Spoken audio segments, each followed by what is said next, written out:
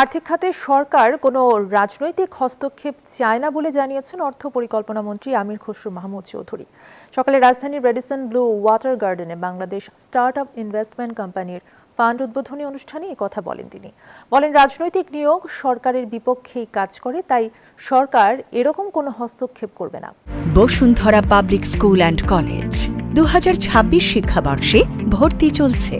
একই অনুষ্ঠানে গভর্নর মোস্তাকুর রহমান বলেন, 30 জুনের পর থেকে ডিজিটাল পেমেন্টে বাংলা কিউআর কোড ব্যবহার বাধ্যতামূলক করা হচ্ছে।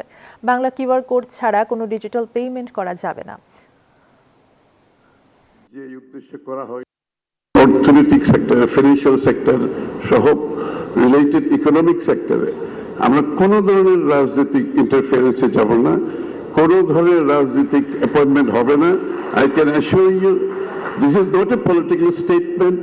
তারা নিশ্চয়ই স্বাধীনভাবে আপনাদের প্রজেক্ট সিলেক্ট করবেন, কিন্তু আমাদের অনুরোধ থাকবে যে সেই প্রজেক্টগুলোর যেন রুরাল ইকোনমিতে কোনো না কোনোভাবে ইম্প্যাক্ট থাকে।